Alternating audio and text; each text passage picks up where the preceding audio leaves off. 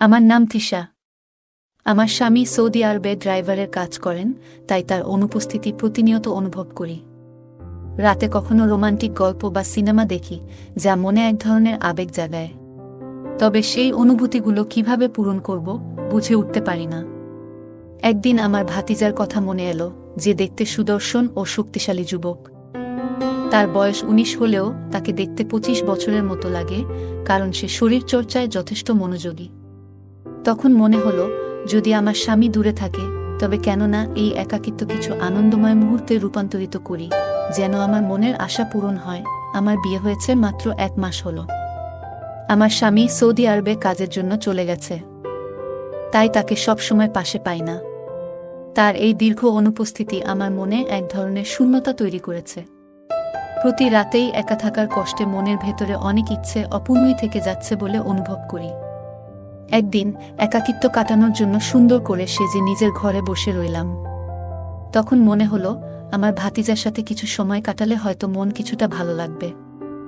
তাই তাকে ঘরে ডেকে কিছু কথা বলার চেষ্টা করলাম। আমাকে দেখে সে হাসল এবং বলল, আপনি যা বলতে চান খোলাখুলি বলুন। আমি সব শুনতে প্রস্তুত। তার এমন উন্মুক্ত মনোভাব দেখে একটু অবাক হলেও মনে শান্তি পেলাম, কারণ এতদিন নিজের অনুভূতিগুলো কারো সঙ্গে ভাগাভাগি করতে পারিনি।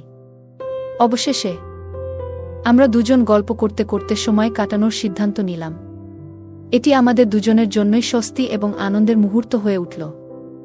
এরপর সে আমাকে ছোটবেলা থেকেই আমার বিয়ের প্রতি একটা আকর্ষণ ছিল। প্রায় ১২ বছর বয়স থেকেই মনের মধ্যে এক ধরনের আকাঙ্ক্ষা তৈরি হয়েছিল। স্কুল ও কলেজে বন্ধুরা মজা করে বিভিন্ন রোমান্টিক গল্প বা হিন্দি সিনেমা দেখাত, যা দেখে নিজের আবেগ সামলানো কঠিন হয়ে পড়ত। এতে বিয়ের প্রতি ইচ্ছা আরও গভীর হতে থাকে। তবে দেখতে খুব সুন্দর না হওয়ায় বেশ কিছু বিয়ের প্রস্তাব এসেও ফিরে যেত, যা আমাকে হতাশ করত। বিয়ের ইচ্ছা যতই বাড়ছিল, ততই বিয়ের জন্য অপেক্ষা দীর্ঘ হচ্ছিল। অনেক খোঁজাখুঁজির পর অবশেষে আমার বাবা মা একটা প্রস্তাব পেলেন এবং দ্রুত বিয়ের সিদ্ধান্ত নিলেন। ছেলেপক্ষেরও তাড়াহুড়ো ছিল, আর আমিও আগ্রহী ছিলাম। ১ মাসের মধ্যেই আমাদের বিয়ে হলো। আমি নতুন জীবনে প্রবেশ করে খুব খুশি ছিলাম, কিন্তু এই সুখ বেশিদিন স্থায়ী হলো না। বিয়ের কয়েকদিন পর জানতে পারলাম, আমার স্বামী সৌদি আরবে ড্রাইভারের কাজ করেন, যার জন্য তাকে বেশিরভাগ সময় দেশের বাইরে থাকতে হয়। যখন শুনলাম তিনি ১ মাস পরেই আবার সৌদি আরবে ফিরে যাবেন, আমার মন ভেঙে গেল, আর আমি চোখের জল আটকাতে পারলাম না। তার অনুপস্থিতি সত্ত্বেও নিজের অনুভূতিগুলো নিয়ন্ত্রণ করার চেষ্টা করছিলাম, তবে তার কাছাকাছি থাকার আকাঙ্ক্ষা আমাকে অস্থির করে তুলেছিল। প্রতিদিন রাতে ঘুমাতে পারতাম না। একদিন তাকে জিজ্ঞাসা করলাম, যদি সবসময় বাইরে থাকতে হয়, তবে বিয়ে করলে কেন? তিনি বললেন, আমার ছোট ভাই বোনেরা পড়াশোনা করছে, আর আমার ভাতিজার দেখাশোনা করতে হয়। তারা স্বাবলম্বী না হওয়া পর্যন্ত সংসারের দায়িত্ব আমারই। দেশে থাকলে এত আয় করতে পারতাম না, তাই সৌদি আরবে যেতে হয়েছে। এরপর আরও বললেন, সৌদি আরবে এমন একটা কাজ করি যাতে বাড়িতে কখনো টাকার অভাব না হয়। তখন আমি বললাম, তাহলে আমাকেও সঙ্গে নিয়ে চলো। তিনি হেসে বললেন, এটা এত সহজ নয়। আমার নিজের থাকার জায়গা নেই সেখানে, আর ভাড়াও অনেক বেশি। আমরা অনেকজন মিলে একটি ঘরে থাকি, তাতে আমাদের খরচ কিছুটা কম হয়।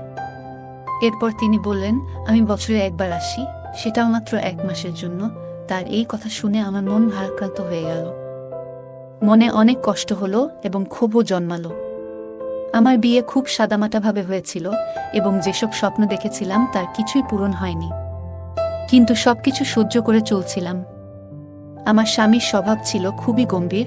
তিনি কখনো খোলাখুলি কথা বলতেন না বা তার সমস্যার কথা প্রকাশ করতেন না। সবকিছু জেনেও আমি নিজেকে ধৈর্য ধরে সামলে নিয়েছিলাম।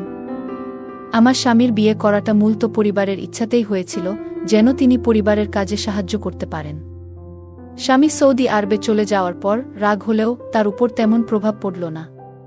আমি আবারও একাকিত্বে ডুবে গেলাম। রাতগুলোতে ঘুম আসত না, আর তার সাথে কাটানো মুহূর্তগুলো মনে পড়ত। সারাদিন চলে যেত, কিন্তু তার সাথে যোগাযোগ হতো না। রাতে মাত্র ১৫ মিনিটের জন্য ভিডিও কল করত, আর সেই সময়টাতেও পরিবারের খোঁজখবর নিত। আমি মন খুলে কথা বলতে চাইতাম, কিন্তু তার কাছে সময় থাকত না। আমার শাশুড়ি সামান্য কথাবার্তা বলতেন, আর বাকিটা সময় ঘরের কাজে ব্যস্ত থাকতাম। আমার ছোট ভাতিজা মাঝে মাঝে আমার সাথে কথা বলতো, যা কিছুটা সান্ত্বনা দিত। শাশুড়ি রাতে তাড়াতাড়ি ঘুমিয়ে পড়তেন, ফলে আমি আর ভাতিজা একাই থাকতাম। স্বামীর ছোট ভাই বোনেরা বাইরে পড়াশোনা করত, তাই আমরা প্রায় রাতের খাবার একসাথে খেতাম। আমার ভাতিজা খুবই প্রাণোচ্ছল ছেলে, সারারাত তার বিশ্ববিদ্যালয়ের গল্প শোনাত, যদিও আমার তেমন আগ্রহ ছিল না। এক রাতে আমি মোবাইলে একটি হিন্দি সিনেমা দেখতে শুরু করলাম। সিনেমাটি বেশ সাহসী ধাঁচের ছিল এবং দেখতে দেখতে গভীর চিন্তায় ডুবে গেলাম। পরের দিন সকালে ঘুম থেকে উঠেও রাতের সেই সিনেমার কিছু দৃশ্য মনে ঘুরছিল। আমি কিচেনে কাজ করতে করতে সেই দৃশ্যগুলো মনে করছিলাম। রান্নাঘরে বসে যখন মনোযোগ দিয়ে ভাবছিলাম, হঠাৎ অনুভব করলাম কেউ আমার পেছনে দাঁড়িয়ে আছে। ঘুরে দেখি আমার ভাতিজা দাঁড়িয়ে আছে এবং সে আমার মোবাইলের স্ক্রিন দেখে ফেলেছে। কিছুটা বিস্মিত হলেও সে স্বাভাবিকভাবেই বলল, চাচি, যদি খাবার তৈরি হয়ে থাকে তাহলে রুটি বানিয়ে দিন। আমি তাড়াতাড়ি মোবাইলটি বন্ধ করে রুটি বানাতে শুরু করলাম। এরপর থেকে লক্ষ্য করলাম ভাতিজার আচরণে কিছুটা পরিবর্তন এসেছে। আগে সে আমার ঘরে তেমন আসত না, কিন্তু এখন প্রায় আসতে শুরু করল। একদিন সে বলল, আজ বিকেলের চা সে আমার ঘরেই খাবে, কারণ লাউঞ্জে শীত বেশি। শীতকালে আমার শাশুড়ির অভ্যাস ছিল নিজের ঘরেই থাকা। তাকে খাবার দিয়ে এসে দেখি ভাতিজা আমার মোবাইলটি দেখছে। আমার মোবাইলের সমস্ত ব্রাউজিং হিস্টোরি দেখে ফেলেছে এবং জানতেও পেরেছে যে আমি কী ধরনের ভিডিও দেখতাম। তার এই আচরণে আমি খুবই অবাক হলাম। সে কে যে আমার মোবাইল চেক করবে? আমি চায়ের ট্রেটা বিছানার ওপর রাখলাম এবং নিজের মোবাইলটি ভাতিজার হাত থেকে নিয়ে পাশে রেখে দিলাম। চা খেতে খেতে ভাতিজা হেসে আমাকে জিজ্ঞাসা করল, চাচি, আপনার কী ধরনের সিনেমা পছন্দ? তার এই প্রশ্ন শুনে আমি কিছুটা অপ্রস্তুত বোধ করলাম এবং বললাম, তোমার প্রশ্নের অর্থ কি? সে হেসে ব্যাখ্যা করল, মানে আপনার কি অ্যাকশন মুভি ভালো লাগে নাকি রোমান্টিক? আমি তার দিকে তাকাতেই সে বলল, রোমান্টিক সিনেমার মধ্যে একটা আলাদা ব্যাপার আছে, বিশেষ করে হিন্দি সিনেমায়। আমি চুপ থাকায় সে নিজেই আবার বলল, চাচি, আপনি চাইলে আমাকে বন্ধু ভাবতে পারেন। ভাতিজা চাচির মধ্যে বন্ধুত্ব তো হওয়াই স্বাভাবিক, আর আপনার একাকিত্বে আমিও পাশে থাকতে পারি। তার কথা শুনে কিছুটা লজ্জা পেলাম এবং বললাম, আমার মাথায় একটু ব্যথা করছে। তুমি চা তোমার ঘরেই গিয়ে খাও। বন্ধুত্বপূর্ণ থাকার চেষ্টা করলেও কিছুটা অস্বস্তি অনুভব করছিলাম। তার আচরণে বিরক্ত হয়ে কড়া ভাষায় বললাম, এখান থেকে চলে যাও, চা নিজের ঘরেই খাও। সে কিছু না বলে কাপ হাতে নিয়ে চলে গেল। সাধারণত সে মাঝে মাঝে মজা করত, কিন্তু এরপর থেকে কিছুটা চুপচাপ হয়ে গেল।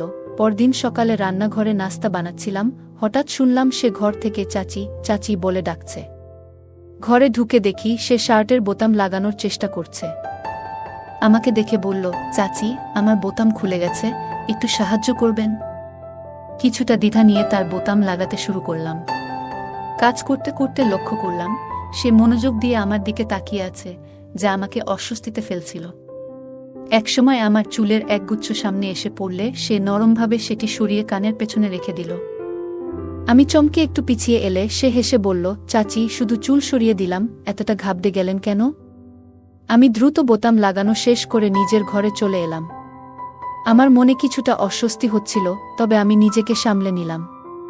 আমি অনুভব করছিলাম যেন ভাতিজা আমার কাছাকাছি আসার চেষ্টা করছে, আর এ কারণেই আমি একটু দূরত্ব বজায় রাখতে চেষ্টা করছিলাম। এক রাতে যখন গভীর ঘুমেছিলাম, হঠাৎ মনে হলো কেউ যেন আমাকে গভীর মনোযোগ দিয়ে দেখছে। এই অস্বস্তিতে আমার ঘুম ভেঙে গেল। ঘরে শুধু মৃদু নাইট ল্যাম্পের আলো জ্বলছিল। চারপাশে তাকিয়ে দেখলাম আর ভাবলাম কেন আমার এ ধরনের অস্বস্তি হচ্ছে। তারপর আমার দৃষ্টি ঘরের জানালার দিকে গেল, যা সাধারণত বন্ধ থাকে, কিন্তু আজ খোলা ছিল। আমি একটু অবাক হয়ে গেলাম, কারণ আমি সাধারণত জানালাটি খুলি না। জানালাটি বন্ধ করতে উঠতেই মনে হলো হয়তো কেউ ভাতিজার ঘরে ঢুকেছে, যা দেখে আমার মনে এক ধরনের অজানা ভয় তৈরি হলো। নিশ্চিতভাবেই ভাতিজাই হবে, যদিও আমি তাকে দেখিনি। তখন আমি আমার ঘর থেকে বেরিয়ে শাশুড়ির ঘরে গেলাম, তাদের পাশে গিয়ে শুয়ে পড়লাম। তবে তারা এত জোরে নাক ডাকছিলেন যে সেখানে আর থাকতে পারলাম না এবং বাধ্য হয়ে নিজের ঘরে ফিরে এলাম। সকালে নাস্তার সময় ভাতিজা আমাকে বারবার লক্ষ্য করছিল। তারপর সে বলল, চাচি, আপনাকে তো চাচার কথা অনেক মনে পড়ে নিশ্চয়ই? আমি বললাম, হ্যাঁ, অবশ্যই অনেক মনে পড়ে। তখন সে বলল, তাহলে নিশ্চয়ই রাতের বেলা অনেক সময় ঘুম আসে না আপনার? আমার ভাতিজা একদিন এমন কথা বলল যে, চাচাকে তো আপনি অনেক মিস করেন, তাই না? তাহলে ঘুমানো নিশ্চয়ই কষ্টকর হয়। তার এই কথায় আমি বেশ বিরক্ত হয়ে গেলাম। আমি তাকে কঠোরভাবে বললাম, তুমি আজকাল খুব বেশি কথা বলছো, এভাবে কথা বলা বন্ধ করো। আমার কথা শুনে সে চুপচাপ সরে গেল। পরের রাতে দেখি আমার ঘরের জানালা অদ্ভুতভাবে খোলা, আর জানালার কাছে ভাতিজাকে দাঁড়িয়ে থাকতে দেখি। এটা দেখে আমার খুব খারাপ লাগলো। পরের দিন তাকে জিজ্ঞাসা করলাম, তুমি আমার ঘরের জানালার কাছে কেন এসেছিলে? সে মৃদু হেসে বলল, চাচি, আপনাকে ঘুমাতে দেখে খুব ভালো লাগছিল। তার এই কথা শুনে আমার খুব রাগ হলো এবং বললাম, এবার থেকে এমন কিছু করলে তোমার চাচাকে জানাবো। সে আমার কথা শুনে একটু বিরক্ত হয়ে চলে গেল। পরের রাতে যখন আমি ঘুমাচ্ছিলাম, হঠাৎ মনে হলো কেউ আমার ঘরে আছে। চোখ খুলে দেখি ভাতিজা আমার ঘরে খুব কাছাকাছি দাঁড়িয়ে আছে। আমি ভয়ে ও বিস্ময়ে বললাম, তুমি এখানে কি করছো?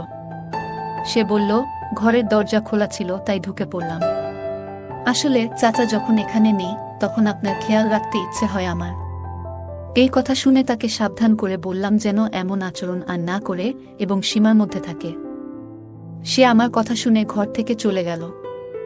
এরপর থেকে আমি সবসময় সতর্ক থাকি এবং তাকে তার নিজের জায়গায় থাকতে বুঝিয়ে দিয়েছি। পরের রাতে যখন ঘুমাচ্ছিলাম, হঠাৎ মনে হলো কেউ ঘরে এসেছে।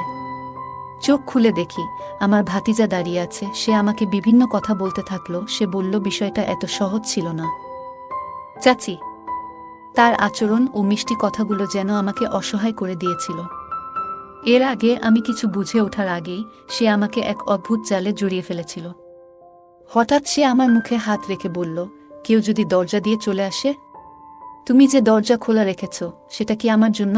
তার কথা শুনে আমি বিস্মিত হয়ে ভাবছিলাম, কখনো তো এমন অনুভূতি আমার মধ্যে আসেনি। আমি তাকে সবসময় নিজের সন্তানের মতোই ভেবেছিলাম।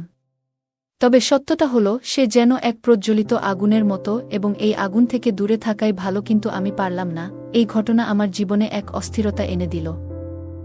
আমি অশ্রু মুছতে মুছতে তাকে বললাম, তুমি যা করেছ তা ঠিক হয়নি। আমি এই ব্যাপারে আল্লাহর কাছে প্রার্থনা করব যেন তিনি তোমাকে শাস্তি দেন। সে বলল, তুমি যেসব সিনেমা এবং গল্প দেখো সেগুলো কি? চাচি যান, তোমার চোখেও তো ওসব চলতে থাকে। বলেই সে চলে গেল। আমি কখনো চাইনি যে এরকম কিছু আমার সাথে হবে। পরের দিন আমি কোনো কিছু না বলে মায়ের বাড়ি চলে গেলাম। মনে মনে ভেবেছিলাম, আমি কি আমার স্বামীকে সবকিছু জানাবো? আমি এতদিন এই কথা কাউকে বলিনি। কিন্তু পরের দিন আমার একজন বন্ধুর সঙ্গে দেখা হলে আমি তাকে পুরো বিষয়টি খুলে বললাম। তিনি বললেন, তোমার শুরু থেকেই তুমি তোমার ভাতিজায়ের প্রতি খুব বেশি খোলামেলা ছিলে। আর যদি তুমি এই ঘটনা তোমার স্বামীকে বলো তাহলে সে তোমার কথা বিশ্বাস করবে না, বরং তোমাকে খারাপ মানুষ হিসাবে ধরে নিবে। তাই এটা এখানেই গোপন রাখো। সে আমাকে পরামর্শ দিল, স্বামীকে বলি আমাকে সৌদি আরবে নিয়ে যেতে, যাতে আমি তার সঙ্গে থাকতে পারি। এই পরামর্শ মেনে স্বামীকে বললাম, যদি তিনি না নিয়ে যান তবে বিচ্ছেদের কথা ভাবতে বাধ্য হব। তিনি রাজি হলেন এবং আমাকে সৌদি আরবে নিয়ে এলেন। সেখানে এসে একটি স্কুলে শিক্ষকতার চাকরি পেলাম।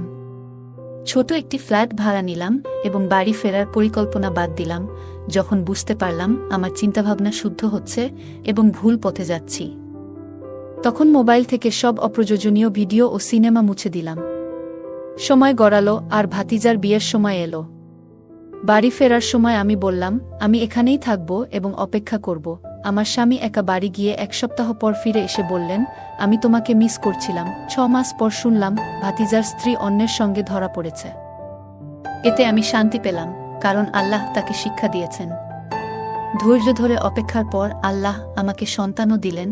আমি যমজ সন্তান পেয়েছি এবং তাদের সঠিকভাবে বড় করার চেষ্টা করেছি। বর্তমানে আমি আমার পরিবারের সঙ্গে সুখী জীবন কাটাচ্ছি।